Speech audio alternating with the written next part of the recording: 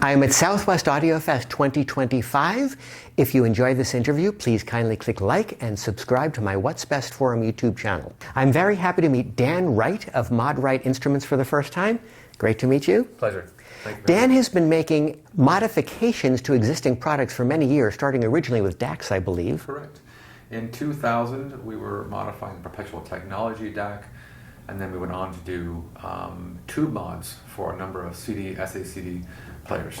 And how did you get into producing components completely from scratch? Honestly, the tube modification in the CD players became a preamp circuit that I decided it was a good preamp circuit, and so I evolved into our own products from there.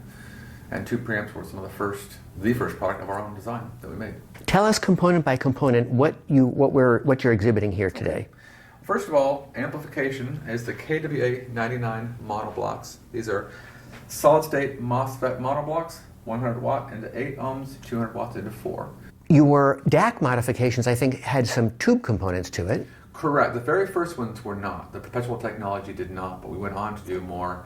The next mods we did have tubes in them. What is the design philosophy between using solid-state for your amplifiers as opposed to making tube amplifiers? Well, I've done both. We've done 300B, pentode, various tube amps designs. Tube amps are a little more difficult to adapt to the speaker. There's certain relationships and requirements. I found that solid state gives me more flexibility driving the speakers because solid state amplifies current best.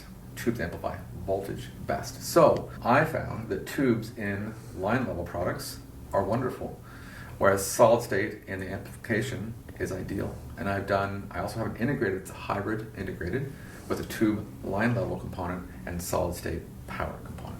So most of our systems and our products are hybrid like that. Have you ever made an amplifier that was a hybrid with a solid-state output stage and a tube input stage? Yes, the KWH225i is a hybrid integrated, but it's just that. It's a 6922 based input and a BJT solid-state output, 225 watts. In an integrated format, but not in a standalone amplifier format? No, I have made a hybrid standalone amp. I've only done solid-state and or tube standalone amplifiers. Yeah. Tell us about the design of the preamp. Sure, the LS99 is our tube preamp. It is a fully balanced in and out design.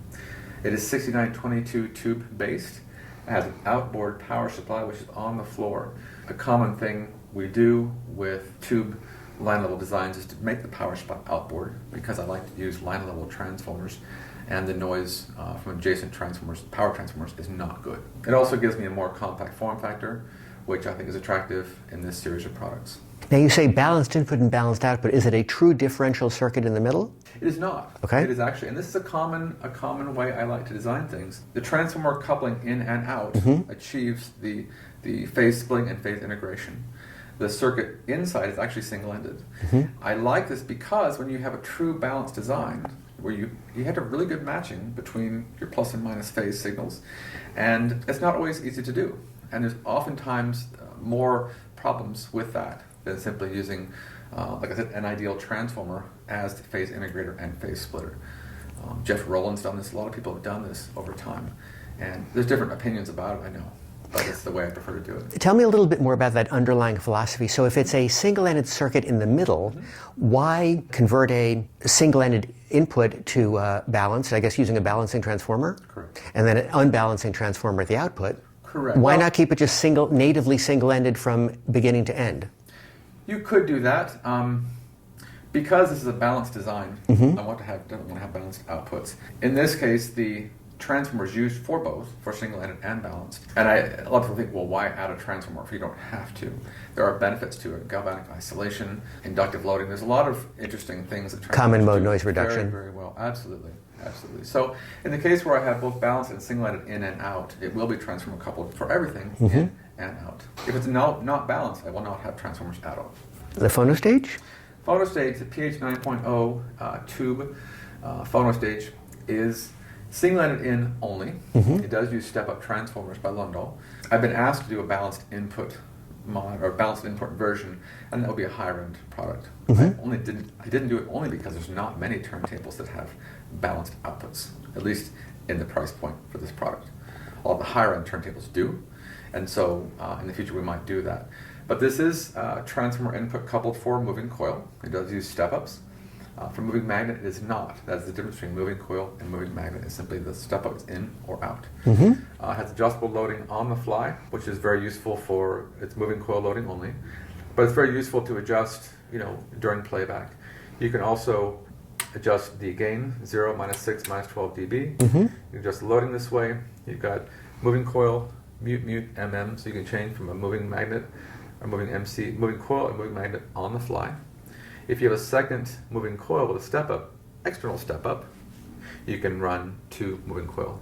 Now, with a cartridge being an inherently differential device, wouldn't it make sense to make the first stage balanced, perhaps? Possibly. Again, even there, I think I would rather use a transformer. The problem really, for me, comes down to, like I said, balancing those two phases. You've got 2 circuits, and if they're not exactly matched, you're going to have distortion. So a transformer provides an interface that's just beautiful in my mind, whereby your singleted circuit after that is fine. Let's now move over to the new amplifier you're exhibiting. Sounds good. Dan, tell us about this new KWA 300 you're debuting here today at the show. I'm excited about this. This is the big brother to our KWA 150 SE solid state amp. It's been in our lineup for a while. It's won awards over the world. The 300 is, instead of 150 watts, it is 300 watts into 8. It is a bigger, much more powerful, and more advanced version of the previous 150 SE. It is solid state, bipolar junction BJT design.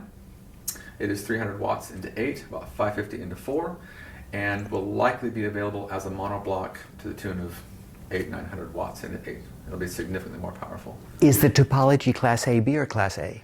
It is Class A into the first 15 watts, Class AB after that. What is your thinking about the difference in sound between Class AB and Class A for solid state amplification? Class A is a very special sound. You don't have the distortion artifacts that you do with Class AB. It's limited by heat, of course, a number of things. The difficulty is getting any kind of power out of Class A. That's why most of my amps, you'll find, are designed to have as much Class A power into the first, X watts. The one KWA 99s are about 30 watts into Class A, like a better heat dissipation. Class AB is very good. In a perfect world, it would all be Class A, in my opinion. But when it comes to power, it's not really feasible. And what are the improvements in this higher power model than its predecessor? First of all, the aesthetics are improved. The build quality is better. We've changed the chassis to allow much better heat rejection and airflow across the heat sinks. We stayed with the blue heat sinks with the ModWright silver, of course. The transformer has twice the capacity. There have been refinements to the input and the output stage, including the power supply and protection. It's, like I said, an evolved version of the original. From where do you source your transformers? Transformers come from Asia, believe it or not. To source them from Europe or America would be cost prohibitive. When we tried it, the quality was not as good. Interesting. It's frustrating, but it's true. What is the price of this amplifier? Prices, it's TBD, but about $15,000. And will you be making a stereo version? This is a stereo version. It will either be available as a stereo version that can be bridged in mono, which is more likely, or dedicated mono blocks. The 150 was a stereo amp that could be bridged in mono, and it's very popular that way. It had 3 binding posts and a switch. It was not difficult to go from stereo to mono. And anything beyond this new product, what's the next new thing we should expect from ModWright Instruments?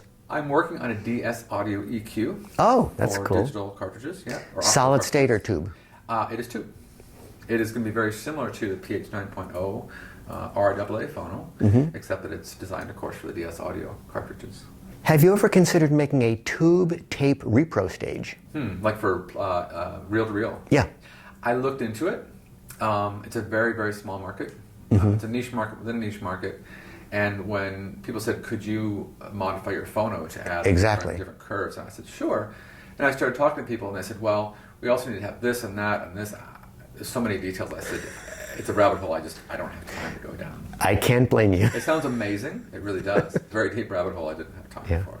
Dan, great to meet you. Thank you for Likewise. taking the time. Thank have a you wonderful very much. show. Thanks.